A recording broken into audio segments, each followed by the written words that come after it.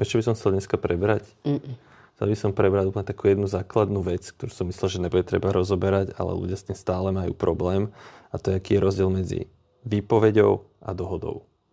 Hej? Lebo ľudia podpíšu bárščo a nechápu, aký má ten podpis, sú dôsledky pri výpovedi a pri dohode. Takže to poďme rozobrať a vlastne poďme ľuďom aj vysvetliť, prečo výpoveď dohodou neexistuje. Existuje skončenie dohodou a skončenie výpoveďou, ale nie výpoveď dohodou. Lebo výpoveď je úplne iný režim a dohoda je úplne iný režim, tak preto nemôžu tieto dva rozdielne režimy robiť jeden režim. Hej? No ale predtým, než začneme, tak zase chcem tak obligatórne povedať, že ak mi chcete písať nejaké takéto pracovnoprávne otázky, prosím vás, píšte mi to iba na Facebooku účtu Pracujúca chudoba, Instagramovom účte Pracujúca chudoba alebo cez stránku Pracujúca chudoba.sk. Nepíšte mi to na mojom súkromnom Facebooku, súkromnom Instagrame, súkromnom TikToku. Tam neodpovedám na takéto veci, tam odpovedám iba na súkromné veci. Ideme na to? Poďme. Takže základný rozdiel, aký je medzi dohodou a výpoveďou je, že dohoda vznikne iba vtedy, keď sa na tom obidve strany dohodnú. Preto sa to volá dohoda. To znamená, aj jedna strana, aj druhá strana s tým dokumentom musia súhlasiť. Alebo s tým obsahom musia súhlasiť. Ak jedna zo strán s tým nesúhlasí a tú dohodu nepodpíše, tak k dohode nedošlo, dohoda nevznikla a nič sa nedeje. Hej? Nič sa nestalo. Výpoveď to je niečo úplne iné. Pri výpovedi tá druhá strana s tým nemusí súhlasiť. Či sa ti to páči alebo nie, keď si môj zamestnávateľ, ja napíšem výpoveď, vypovedám tento pracovný pomer, dám ti to a tým pádom, keď som ti to dal, tak začína plynúť do nasledujúceho mesiaca nejaká výpovedná doba. Hej? Ale pri dohode to je opačne, že tam nemôžem ja spísať dohodu a dať ti to a ty povieš, že ja to nepodpíšem a ja budem mať pocit, že no tak sme to, takto platí. No neplatí, lebo sme sa vzájomne nedohodli. Hej? Že to niekedy ľudia majú pocit, že dokonca podpíšu alebo napíšu zamestnávateľovi, že žiadosť o skončenie pracovného pomeru dohodou, ale došlo to zamestnávateľovi a napíšu tam, že žiadosť o skončenie pracovného pomeru dohodou k, myslím si, 15. novembru. On to pošle zamestnávateľu a on si myslí, že k 15. novembru skončil pracovný pomer. Ale on neskončil, ty si iba dal žiadosť, ty iba žiadaš, aby sme sa dohodli. Presne, aby sme sa navzájom dohodli. Hej? Čiže to už sa to niekedy stalo, že proste, že takto to človek spravil a potom sa čudoval, že potom zamestnávateľ si vymáhal napríklad nejakú škodu alebo niečo, hej. Takže...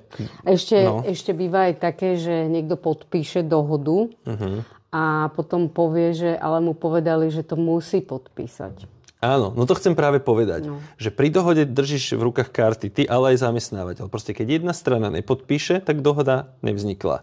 Čiže dohoda vzniká iba vtedy, keď sa to obidvom stranám páči. A výpoveď môžeš podať vtedy, alebo tebe môže byť daná napriek tomu, že sa ti to nepáči, alebo napriek tomu, že zamestnávateľovi sa to nepáči. Ty mu môžeš dať výpoveď. A teraz tie režimy sú ako keby rozličné aj v tom, že ľudia majú pocit, že však aj výpoveď podpisujem. Takže ja dostanem výpoveď od zamestnávateľa a ju podpíšem. Ale ja nepodpisujem to, či s ňou súhlasím, nesúhlasím. Ja ju dostávam bez ohľadu na to, či s ňou súhlasím, nesúhlasím. Ja podpisujem iba to, že som ju prevzal. Iba, že mi bola doručená. Aby mali potvrdenie, že ti ju doručili, lebo ak by ho nemali, tak ti ho pošlú poštou a nevyhneš sa. Presne, že výpoveď vlastne nemusí byť ako keby odsúhlasená oboma stranami, ale musí byť jednou stranou vydaná tej druhej, čiže tej druhej musí byť doručená. Čiže to, čo ten zamestnanec podpisuje, keď mu zamestnávateľ dáva výpoveď, tak on podpisuje, že áno, prevzal som ju, mám ju. Hej? A keby si ju neprevzal, že ju odmietneš prevziať, tak zamestnávateľ si tam zoberie dvoch svedkov a povie, ja som sa mu ju pokúsil doručiť, on ju odmietol prevziať, tuto dvaja svedkovia podpíšu, že dňa vtedy a vtedy sme sa pokúšali doručiť, on to odmietol prevziať, tu sa všetci pod to podpisujeme, že sme to naozaj videli a je to tak. A potom títo zamestnanci, čo odmietnú prevziať výpoveď, sa potom čudujú, že tú výpoveď im napríklad nedoručili domov poštou. A im potom hovorím, ale on ti už nemusí doručiť poštou. On sa ti ju pokúsil doručiť na pracovisku, čo je primárna povinnosť zamestnávateľa ti výpoveď doručiť na pracovisku. A iba keď ťa tam nevie zastihnúť, ti ju má doručiť doma alebo kde si zastihnuteľný. A keď ani to nevie urobiť, potom ti je až povinný ti ju doručovať poštou. Hej? On nemôže ani tieto kroky preskočiť, že on ti to rovne pošle poštou. On ti to má primárne to vypovedať na pracovisku. Ak sa tam nenachádzaš, tak napríklad máte zastihnúť doma alebo niekde, kde si zastihnuteľná. Hej? Čiže ty podpíšeš len to prevzatie a teraz tí zamestnanci sa potom akože, minulý mi tiež jeden volal, že že on teraz tú výpoveď stále nedostal, lebo ju odmietol na pracovisku prevziať a on teda stále na ňu čaká, že ju nedostal, tým pádom akože má pocit, že tá výpoveď neplatí.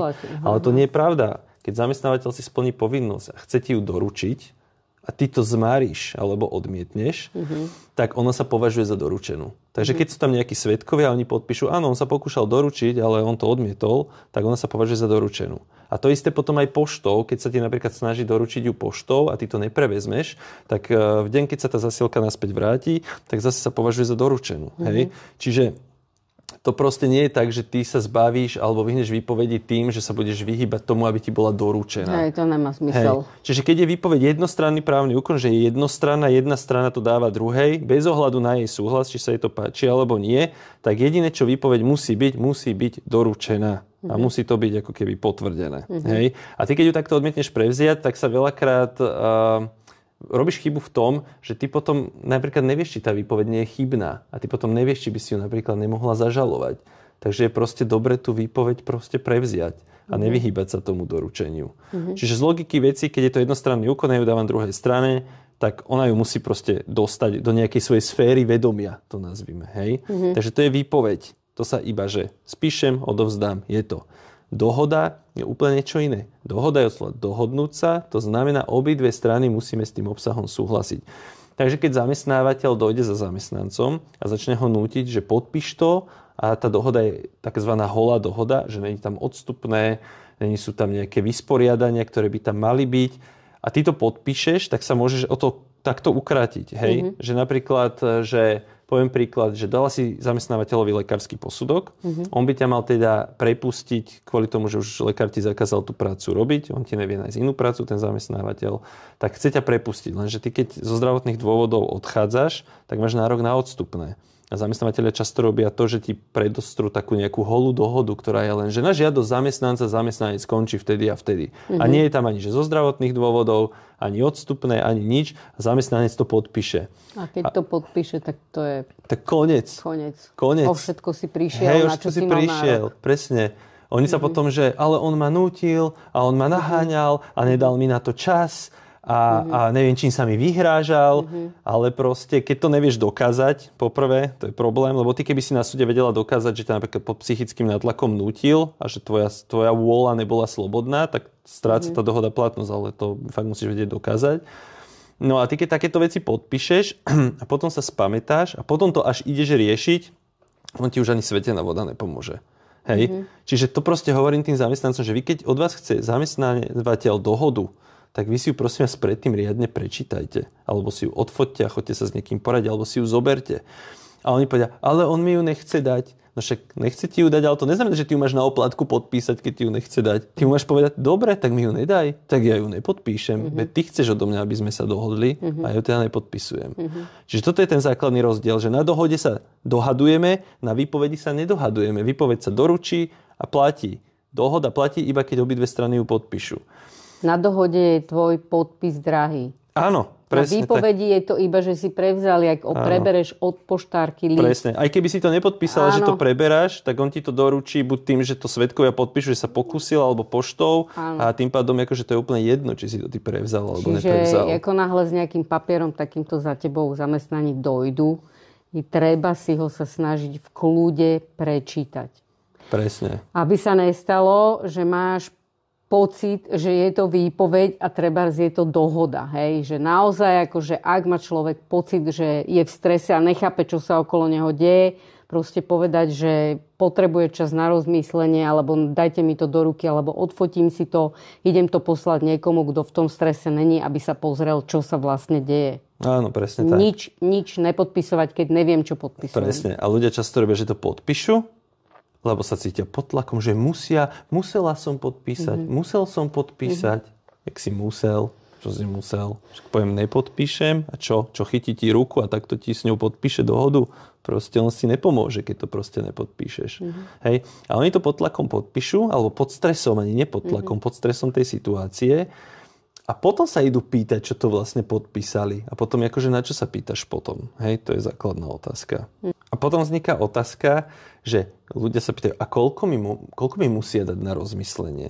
Ale však akože ne všetko má pravidlo. Na to není paušalizovaná doba. Chápeš? To není, že 24 hodín, hodinu, podľa okolností. Hej, môžu si ťa zavolať na nejaké rokovanie, kde ti predostrú možnosti, výpovedou by ste mali výpovednú dobu a takéto odstupné, dohodou by ste napríklad výpovednú dobu nemali a mali by ste takéto odstupné a sa tam o tom bavíte, rozoberáte to a možno sa úplne vie javiť na tom rokovaní, že naozaj alternatívy boli prebraté, premyslené, mala si čas aj počas rokovania sa zamysleť, tak sa môže tak ten návrh trvá počas rokovania aj tam. Alebo povieš, viete čo, ja potrebujem 12 hodín, alebo 24 hodín, alebo potrebujem si to pozrieť. No a keď zamestnávateľ povie, že dobre, ale potom ten návrh treba už neplatí, to môže povedať a môže aj neplatiť, tak, ale ty stále si není istá, či to máš podpísať, tak to zase nepodpisuj. Tak keď neplatí, tak neplatí. Hej.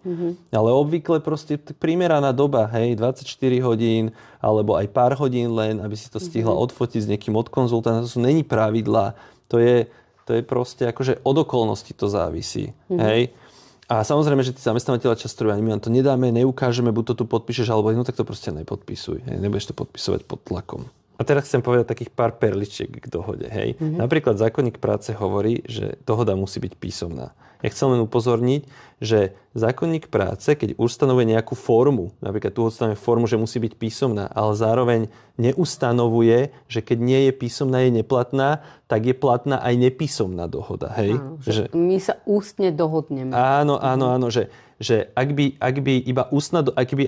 ústna dohoda bola neplatná, tak zákonník práce by povedal, dohoda o skončení pracovného pomeru musí byť písomná, čiarka inak je neplatná. Keďže to tam inak je neplatná nie je, tak je aj ústna dohoda platná. Takže treba si dať pozor na to, keď zamestnávateľ ti povie, že už ťa tu nechcem vidieť a ty povieš, dobre, tak odchádzam, tak sa v podstate, a ešte keď to bolo pred svedkami, alebo v nejakej SMS-kovej komunikácii, alebo mailovej, tak sa v podstate má za to, že áno, my sme sa dohodli. My sme sa ústne dohodli, ja som ti povedal, chod preč, ty si to uznal, odchádzaš, no svojím konaním si mi dal najavo, že s tým súhlasíš, tak sa mohol pracovný pomer kľudne skončiť hneď. Hej? Takže treba si na toto dať pozor. Hej? Že nie, že my si tu niečo tak v závale hnevu povieme, a potom sa budeme tváriť, že ale však my sme žiadnu dohodu nepodpísali. Aj ústna dohoda platná. Hej, ty síce porušila zákonník práce tým, že není písomná, môže to inšpektorát práce spokutovať, že však mala byť písomná, ale platná ostáva. To je prvá vec. Druhá taká zaujímavosť je, že často dávajú do dohody zamestnávateľia, že dneska podpíšeme dohodu a on tam dá, že pracovný pomer sa skončil 3 dní dozadu. Alebo 2 dní dozadu. Alebo týždeň dozadu. Proste spätný deň skončenia nie je možný. Hej? Takže vieš, ak to vykladajú súdy? Súdy hovoria, že vôľa skončiť, že podpísali sme to obidve strany, je tam včerajší deň, tak súd na to povie, že vôľa strán skončiť je evidentná, chceli skončiť, ale nastal ako keby omyl v tom dni, takže ten pomer sa končí dňom podpisu tej dohody. Hej. Čiže dneska máme 6. novembra, to znamená, my máme, že sme dali, že v Bratislave 6. novembra bola uzavretá dohoda, ale pracovný pomer sa končí 3. novembra, tak súd povedal, žiadne 3. novembra, končí sa 6. novembra. Evidentne si skončiť ste chceli, ale dali ste tam zlý deň. Hej? Čiže ty môžeš skončiť dnešným dňom a nejakým budúcim dňom. Hej? To je ďalšia vec. No a chcem ešte poukázať napríklad na takú vec, že zamestnávateľia robia, jak sa snažia obchádzať pracovné pomery na dobu určitú. On s tebou uzavrie napríklad pracovný pomer na dobu neurčitú a zároveň s tebou podpíše dohodu o skončení pracovného pomeru o 5 rokov. Ty môžeš pracovný pomer na dobu určitú uzavrieť najdlhšie na 2 roky. Všetko nad to už je na dobu neurčitú, ale zamestnávateľia urobia také, že však poviem to na dobu neurčitú, zároveň máme dohodu o skončení, tam si môžeme dohodnúť akýkoľvek deň skončenia, tak si dohodneme, že o 5 rokov. Lenže každý právny úkon, ktorý sa snaží zákon obchádzať, je neplatný. Hej? Čiže takáto dohoda by bola neplatná. Čiže akože nech si ľudia zase nemyslia, že zamestnávateľ vie takto obísť to obmedzenie doby určitej. Hej? Že keďže on tam má limit 2 roky, tak on mu tam uzavrie si s ním dopredu nejakú dohodu o skončení. Že to sa proste nesmie. To je sranda. No hej, lebo akýkoľvek právny úkon, ktorý zákon obchádza alebo je s ním v rozpore, je tiež neplatný. On je neplatný, keď napríklad nebol robený vážne, slobodne, zrozumiteľne, špecifikovaný, keď nebol určitý, ale aj keď napríklad obchádza zákon, alebo je s ním v rozpore, alebo keď je v rozpore s dobrými mravmi. To všetko zneplatňuje právny úkon. Ty proste toto nemôžeš urobiť. Hej? No a potom sú ešte také veci, že častokrát zamestnávateľ je tomu zamestnancovi niečo dlžný, že on má nejaké naozaj nároky, že trebárs musí mu preplatiť dovolenku, hej? Nevyčerpanú, alebo patrí mu nejaké odstupné, hej? Alebo ja neviem ešte, čo tam ešte môže byť, alebo možno má preplatiť nejakú škodu tomu zamestnancovi, alebo nejaké strávne, alebo hocičo. A oni teraz skončia ten pracovný pomer dohodou a on tam napíše zamestnávateľ, že všetky naše vzájomné nároky sú vysporiadané. Ale ty sa nemôžeš vzdať svojho práva na preplatenie dovolenky alebo na zaplatenie odstupného, ak ti patrí. Čiže aj keď tam napíše zamestnávateľ takúto vetičku a myslí si, že tým sa zbavil svojich nárokov, svojich povinností voči tebe, alebo aj ty voči zamestnávateľovi, tak nie. Proste keď nejaký zákonný nárok existuje, tak bez ohľadu na takúto vetičku ti musí byť zaplatený. Alebo ty musíš zaplatiť. Hej.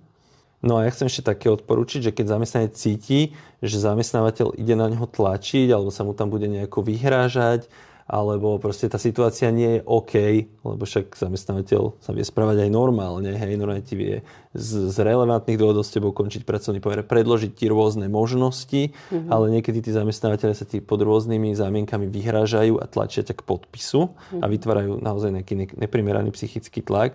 Tak ja odporúčam tým zamestnancom, že kľudne, akože si natajňaša, nahrajte toho zamestnávateľa, že pri takýchto rokovaniach zapni si telefón a nahraj si to, že súdy takéto nahrávky pripúšťajú častokrát ako dôkaz. Sa to javí, že to je nezákonné, ale my sa tam nebavíme ani o svojich deťoch, ani o tom, kde si bol na dovolenke, ani o tvojich milenkách, ani o ničom. My sa bavíme o pracovnoprávnych vzťahoch, to sú súkromné debaty. A on keď tam vyvíja proste naozaj neprimeraný tlak, tak nahrávka vie poslúžiť súdnom spore ako dôkaz. Čiže ešte toto je dôležité. No a potom to, čo sme si tu povedali, tak je asi teraz jasné, že prečo výpoveď dohodou neexistuje. Že výpoveď je jeden režim, že ja ti dávam výpoveď, alebo ty mne dávaš výpoveď bez ohľadu na to, či sa to druhej strane páči, iba mi ju musíš doručiť. Tak dohoda je o tom, že my obidvaja s tým musíme súhlasiť. Takže keď niekto povie, že dostal som výpoveď dohodou, tak pre mňa je to vždy, a čo si teda dostal? Dostal si výpoveď? To ti dal, alebo si podpísal dohodu, s ktorou si ty súhlasil. Lebo niekedy to ľudia melú a musia mi poslať, aký papier vlastne dostali alebo podpisovali, lebo to ty niekedy vôbec nevieš. Hej? Väčšinou sa to výpoveď dohodou myslí ako synonymum, že skončenie dohodou. Proste skončil som dohodou, ale nakoniec mi pošlu výpoveď, že dostali výpoveď. Hej? Alebo opačne. Takže dúfam, že jasné, prečo výpoveď dohodou neexistuje a prečo to každému právnikovi trhá uši, lebo sú to dva rozdielne režimy.